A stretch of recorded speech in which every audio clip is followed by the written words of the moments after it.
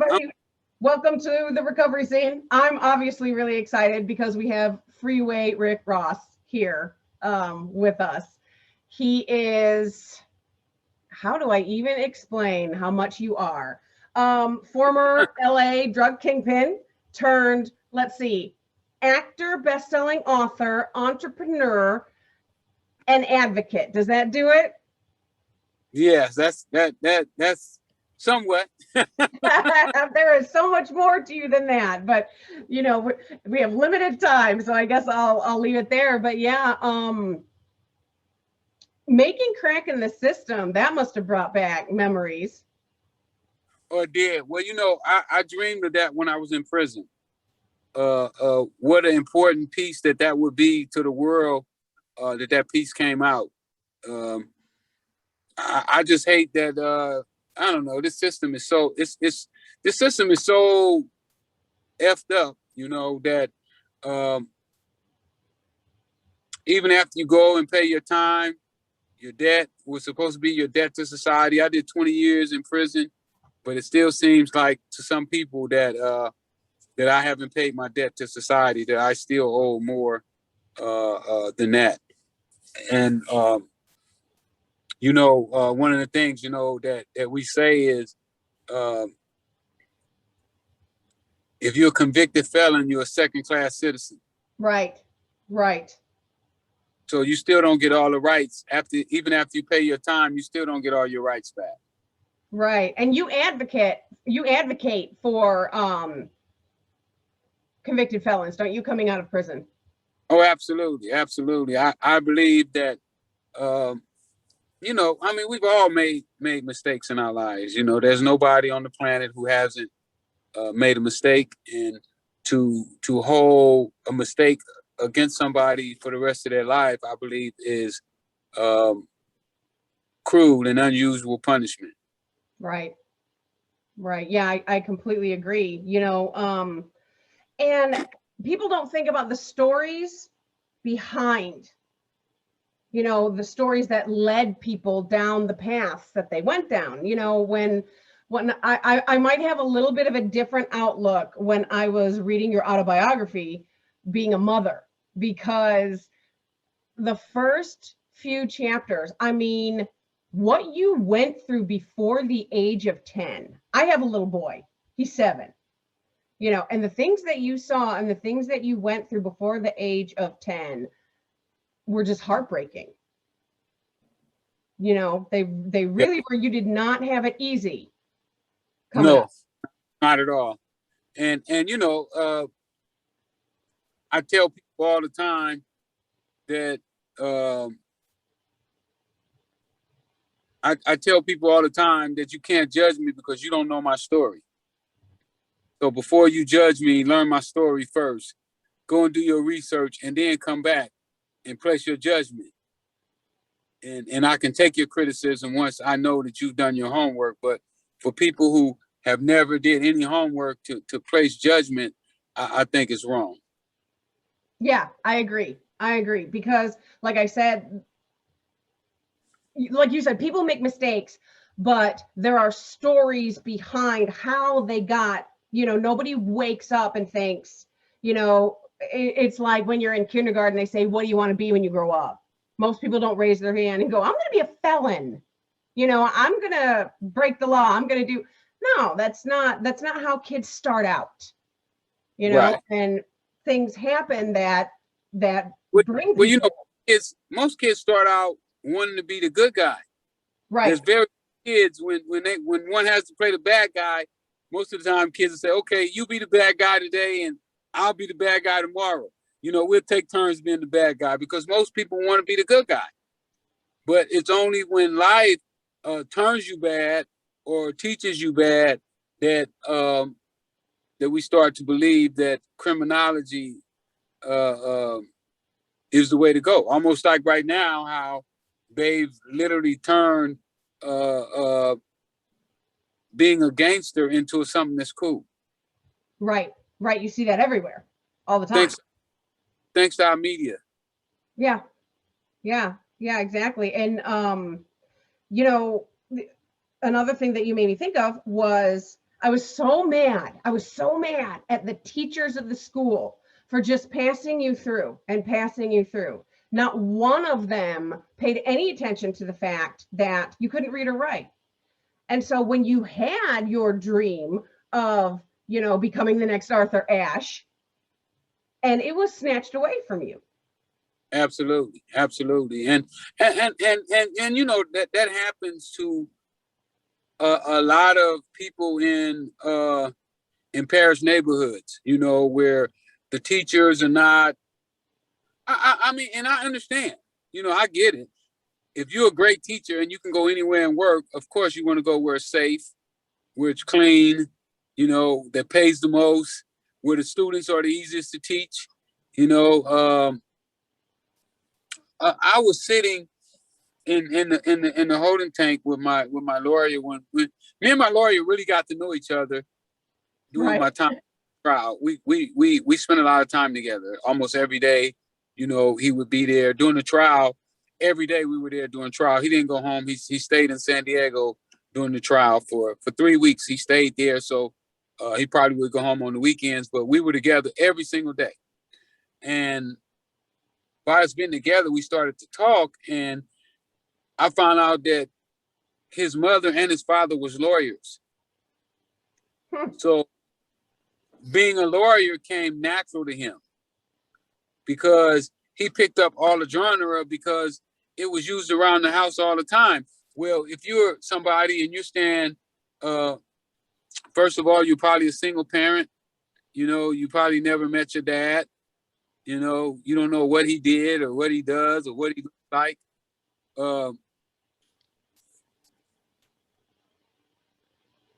Sorry about that. This is the hotline.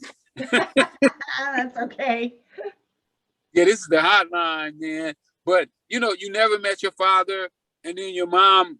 You know, if you're lucky, your mom had a high school diploma. You know, from probably one of those schools that the teacher really didn't want to be there, but wasn't good enough to go to the job that they could get. And what I found out, I spoke at an elementary school here in LA one day, and I asked the teachers um, what was their dream careers, and it was only like two in the whole class of about the whole room of about 20 or 30 teachers who said that they wanted to be teachers. You know, Wow. that was their dream job, to be a teacher. Most of them took teaching on as a way to take care of themselves until their main career came around. And when you look at it like that these are just stepping stones, you're not going to have the people that are there trying to pull the best out of the students. Right. Right. Exactly. Exactly. And then, you know, you brought up mothers. Your mom is one of, you know, what an amazing lady. You know, I mean, what a strong, amazing lady. I mean, she took care of you, your siblings, and your cousins at one point. She did. She did. Well, one thing about my mom, she was very, what's the word I'm looking for? She invited everybody in. You know, our house was a place that everybody came. If they got evicted out of their house, they could come and sleep on our floor, on our couch for a while until they got themselves together. My house was the place that everybody played basketball in the yard. You know, we had a little, we took a bicycle rim and we made a basketball net, and everybody came to my house and played basketball, and my mom didn't mind. You know, she didn't mind the noise, the trash that we left on the ground, even though she made us pick it up. Right. the next, Right. but she allowed us to have her yard as kind of like our safe haven. So she was definitely a caring and giving person. Yeah, I love when I got later into the book and I thought that is so fantastic because she, like, you could have been the kingpin of all king. She wasn't going to take your mess. Like she didn't care. No, she didn't. My mom was mean. She'd be mean. Yeah, she was mean. I mean, she would I mean, even up until the day she passed, you know, she still would tell you, boy, I'll get that belt and put on your butt. Yeah, you never get too big for mama ever. Ever. No, no. And you know, my mom, I respected my mom so much because I knew how much she cared about not only me, but the rest of our family and my friends. And uh, she really had a big heart. Yeah. Yeah, I saw her interviewed when I was watching Crack in the System, and what a lady. I mean, really, going back to the autobiography real quick. I know I keep jumping back and forth, but you said something in that book that really impacted me. And the quote was, we we lost our youth. We lost the majority of our youth to the hood, when you were talking about you and your friends. Yeah. Yeah. Can you just kind of explain that a little bit? Well, you know, it's crazy, right? That you brought that up. I wouldn't have never thought to do that. But right now, I'm teaching I got two new babies. I got an 8-year-old. Matter of fact, she just turned 9 today. I'm at her birthday party right now. I ducked out on their birthday party to come. Uh, I got a 9-year-old and a 10-year-old, and they both play tennis. And the tennis coach is one of my friends. He played on my high school team with me. He was the best guy on our team. And I was talking to him about my two babies. It's like they're really childish. You know, like they still want to crawl on the ground and get on their knees and bark like a dog and roll over in the dirt and just do all these little baby things, right? And I'm like, he's 10 years old. And my friend, hey man, they're not growing up like we had to grow up. They don't have the same type of pressure on them that we had. And thanks to you, you know, you got to pat yourself on the back that you've made it where he don't really have to have a care, that he don't have to be a man at 10 years old. You know, when we were 10, 11 years old, we had already saw somebody get killed, stabbing. I mean, it was just so many things that we dealt with as children that we thought was natural. You know, we thought, oh, this is the way everybody lives. And it was only later on in life that I found out that the way we looked at life wasn't necessarily uh, the way life is for everybody. Right, right, exactly. Like I was saying, I have a 7-year-old son, but I am very much aware that I am not going to probably ever pray for him to be okay during a routine traffic stop and to not get shot. Yes. I'm very aware he's growing up in a, white middle class privilege, and but putting him just in my head, in your place, when I was reading the book, I just, it's a mother's heart. I felt it, when everything happened with your uncle, and then, you know, finding the body at the pool, and just, I mean, all this stuff. And it's like that, those are things my son will probably never, ever encounter. Which is a good thing. Right. It is. But I mean, there are, we have to be willing to admit the fact and accept the fact that kids are still going through that today. They are. They Yeah. are. And worse. And some worse than that. Yeah. I remember being when we lived in Michigan, and the school supplies that some of these kids had to bring to the Detroit schools were things that other schools just had, like toilet paper. They had to bring their own toilet paper. They had to, and they couldn't keep teachers, and they couldn't, and that's something that's just got to change, because it's still happening, and it's not changing. Right. Well, I totally agree with you. And our country is so rich. We have so much wealth Um, and I know it sounds crazy when you say that the wealthy people should share with the less fortunate or the less educated. Uh, but we all didn't start on equal playing fields.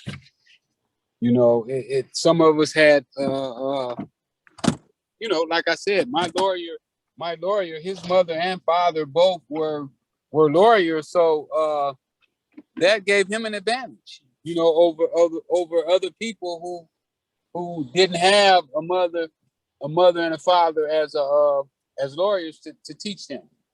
Right, right, exactly. Now,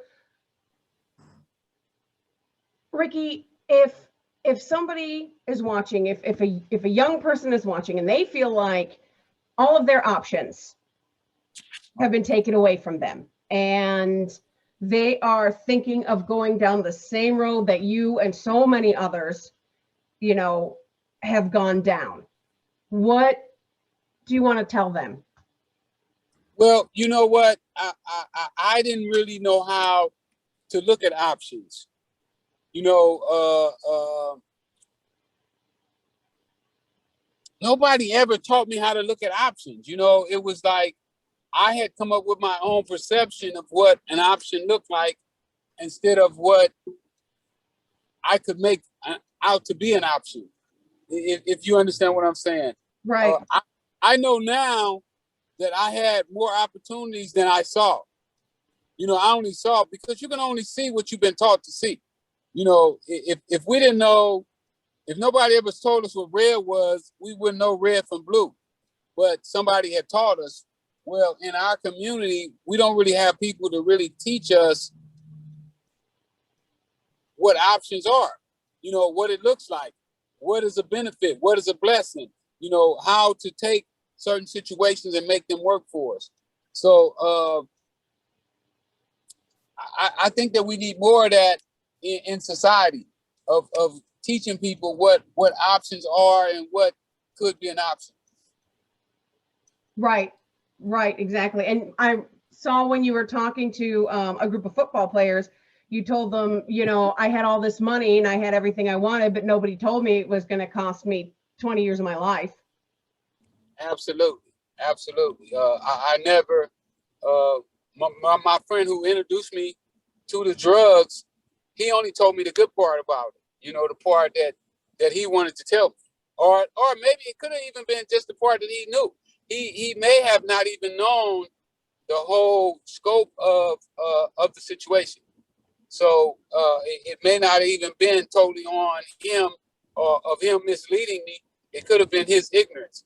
Uh, that leads me to another one of my favorite parts in one of my favorite books, The Richest Man in Babylon. You know, it talks about not going to a brick maker to learn about diamonds. You know, if you want to know about diamonds, you go to a drug dealer and ask money. Right, right, right, exactly. So you know what he did? Yeah. He gave me drugs. Right, right, exactly. Oh, this is the best way. This is the best way in the world to make money. Here, this right here. Let me tell you this here. You can't go wrong with this here. So it was really about me making a bad choice of who I was getting my information from. And so often we get our information from the wrong people. That's absolutely true. That's absolutely true. We get, you know, how much information, how much quote unquote news do we get from social media? And, you know, and we think it's real. It happens all the time. I mean, right now, if you look at, you know, I mean, even with the coronavirus, it was so many different opinions and different theories that it confused the people. You know, right. The people didn't know who to believe and who not to believe. So, and when you're dealing with that, it's concerning. It is. It is. Now, so Ricky, tell us where, because we only have half an hour with you. So tell us where you are now, what your life like is now, and what you're working on. My biggest project right now, I'm working on a marijuana grow here in Los Angeles. It's already licensed. I'm so excited about it because in my personal opinion, this will be the first time that I will be making legal money. Oh, hold on, guys. We lost him. Let's see if we can get him back. Okay, guys. So it looks like Freeway Rick lost his signal. Bummer, but we did get the majority of the interview done. And now, just so we're clear, this is the recovery scene. And yes, he is starting a cannabis business. Here at the recovery scene, we respect all forms of recovery, whether you are in 12-step, harm reduction, or on a medically assisted treatment using medical marijuana, whatever you're doing, okay? So you can see Ricky in Crack in the System, the documentary Crack, and his autobiography is out. He's got other books. And I was really excited for this interview. I'm so glad that we got to talk to him. That's clearly going to do it for this episode. Oh, wait, he's back. Look at that.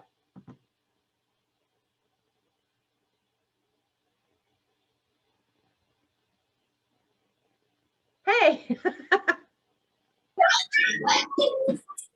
Sorry about that. It's okay. It's okay. 1 second. I'll be right back.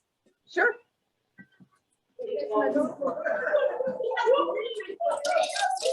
Okay, I'm back. All right. So you were telling us where you are now. You were telling us about your cannabis. Is it? It's like different products as well. Yeah, I have 3 brands of marijuana. And it's amazing because people are going to get to see my skills again, because, you know, when people see you and they say, oh, he was just a drug dealer and anybody can sell drugs. And I used to believe that too. You know, I used to believe that anybody could take $125 in the cocaine business and turn it into $1 million a day for 2 years, and some days make as much as $3 million. But after I was in prison and I started to study, you know, I couldn't read and write until I went to prison. Right. So, you know, after I started reading all the business books, and I started to see the same qualities in myself that guys like Sam Walton had, Phil Knight, just the people who are running this country. You know, I had some of the same skills that they had, and I was like, wow, the only thing you did wrong is you use your skills for selling drugs, and they use theirs to, you know, to make Microsoft and Elon Musk with Tesla. And I said, what would have happened if you'd have used your skill into something that wouldn't have been legal? You know, something that once you set it up and once you got it started, that nobody could have came and shut it down. So right now I'm using those skills in the marijuana industry. I'm also doing boxing. I'll probably wind up being the biggest guy in boxing. I started a streaming service where I got my own streaming channel now. I'm working on my movie. I'm be doing a motion picture. You know, my book is self-published too, by the way. Oh, wow. I did not know that. Oh, yeah. When you open it up, it said published by Rick Ross. Oh, so I'm one of the few people that was illiterate, and now they're publishing books. Right. And right. Not only I published my book, but I published a book for 2 other people as well. Oh, wow. And I'm also working on another book right now as we speak. I go around speaking, you know, before the pandemic, I was going around speaking to kids at schools. I was doing conventions, speaking at conventions. What else? I guess that's about it. That's enough. And I produced about 75% of Crack in the System. It was my idea. It was my concept. And I found out that I was a producer, and I produced most of that show, even though they wound up taking it from me in court. You know, in court they went because we had an issue where the studios didn't want me to be on title as a producer or a writer or a creator. They thought that that people may look at the piece as a self-serving piece, like I Oh, would make myself look good, or and that was not my intention. I have no intention on trying to make myself look like I didn't do anything wrong. right. I understand that me participating in the cocaine business was definitely a mistake in my life. One that I'll never be able to take back, nor do I want to take it back. I accept it, just like I accepted my prison time. I did my prison time, and I understand that it was a dark point in my life, but now, I'm much wiser. I got gray hair now. So when I started selling cocaine, I was a 19-year-old kid who had never read a book, who didn't have a father, who heroes were guys like Tookie Williams, who was one of the leaders of the Crips. When they executed Tookie, I was in my jail cell and I was looking at a life sentence, and I felt so lucky because I understood that at one point in time in my life, that if Tookie would have came and asked me to go with him and do anything, I probably would have went. Right. So when they executed him, they kind of executed a little piece of me, because I understood that I could have easily been there. And had he allowed me to be there with him, I would have been there. Right, because you were around the gangs. I didn't know Tookie, but I used to see him. Yeah. I knew of him, but he didn't know me, but I knew him, is what I'm trying to say. Right. So, when you have guys like that you're looking up to and that you're willing to follow, then, when you see a situation happen like that, and then you just feel fortunate that that you didn't have to go through the same thing. Right. Exactly. And it's just so amazing that, you have all this skill and all this talent, and you just misplaced it at first. Right. And now you're using it. I misplaced it. Somebody else misplaced it. Right. Because I was following somebody else's lead because I had not a clue. Right. So and then it could be my fault. I mean, I do take some of the responsibility for that, but I'm saying that I was depending on somebody else to guide me, to lead me. Like so many other people right now, they're being led by people that they don't even know they're being led by. Because, in our minds, we say, oh, I ain't gonna follow nobody. But then in actuality, we all follow somebody. Right. And now you've taken all that skill and knowledge and gray hair wisdom, and you're putting it into just these incredible things. Right. Well, I feel that I feel that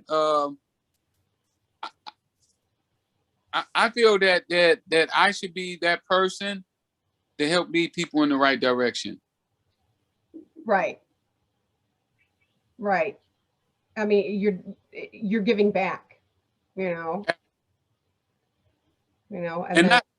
not to make my wrongs right. I'm not doing it to make my wrongs right, because I understand that my history is already written and it can never be changed. My great grandkids will have to deal with the fact that their granddad was a drug trafficker, that he went to prison, and hopefully they'll understand that he was able to take his life and turn it around, and get on the positive side of society. Right, because you're not just you're not just telling kids that they don't have to go down that road. People that are already down that road, you're showing them they can change. Absolutely, because if people don't have hope, if there's no hope, then you're in trouble. Because when a person feels hopeless, they may do anything, including taking their own life. Right. Right. And Exactly. that's so important to society to give everybody hope. You know, we should want to give everybody hope. You know, some of these guys who we hear doing these heinous crimes of going out doing mass killings and stuff like that, I guarantee you, if we look in their background, most of those guys felt hopeless. They felt that they had nothing to lose and they had nothing going for themselves. They felt like they were losers. And I believe we as society should make everybody feel that they're winners. And that's one that I'm great at, is making people feel like winners. That's true. That's true. You just seem to be a very down to earth guy who laughs really easily, and you know, that's well. Right now, you know, I'm probably the happiest man on the planet, because I literally died. Did you get a chance to read the LA Magazine article? not yet. No. Oh, you got to read that article. Jesse Katz, he wrote a tremendous article. He came and visited me when I was in prison, and this was going to be his last time ever talking to me. Oh wow. And he wrote my obituary. He said he wrote it for LA Magazine. He was writing my obituary, and we just talked about life. You know, what it was like being in prison with a life sentence. What was because I was still a young man when he came and visited me. You know, I still was in probably my late 30s at that time when he came, and he literally was telling me that I was going to die in prison. And I was telling him that I still had hope and that I still could see some light at the end of the tunnel. And that hope kept me sane, you know, where I was able to maneuver and put myself in a position that I got myself in right now. But you got to read that article. That article is phenomenal. The guy said, Tell me who wrote it again? Jesse Katz. All right. LA Magazine, 2013. All right. You know, I also was a featured story in Esquire's 80th anniversary too. That's another good article. I got a lot of homework to do. Yeah. If you want to know about me, because I'm packing them on. Right. Here I thought I was doing my homework. I got so much more left. Yeah, I'm not gonna stop packing them on, because I know that the better I do, the more people who come from my background will have the courage and the confidence to try to make themselves better. Yes. Yes, exactly. So I'm not just for me.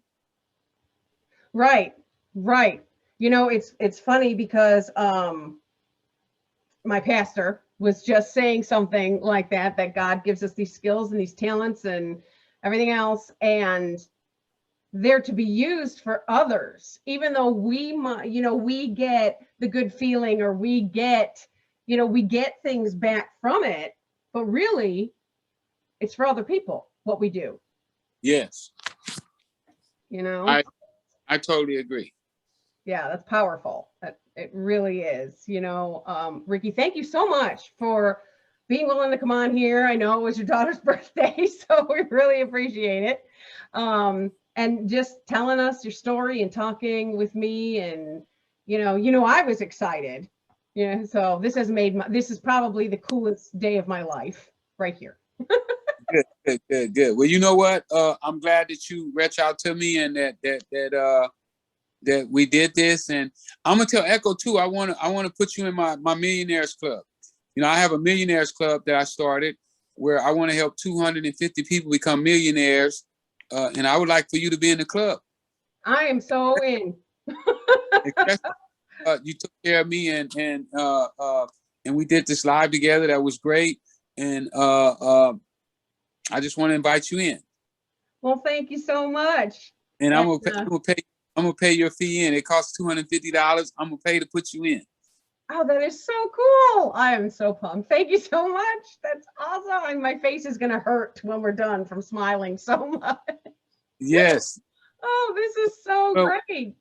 I believe that we should be teaching financial literacy inside of our schools, because so many things ride on finances. You know, people just don't feel right when their economics are not in place. You know, and they feel down, they feel defeated, and if we help people economically, we'll boost their spirits, and great things can happen.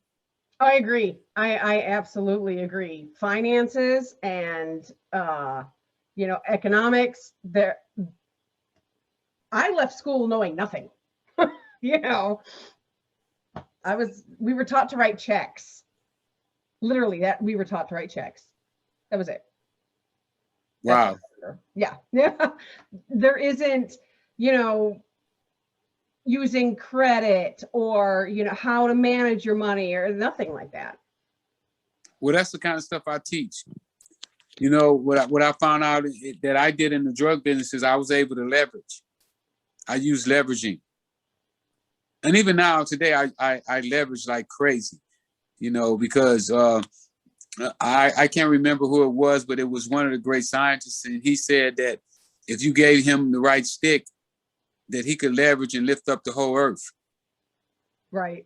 So leveraging is very, very important.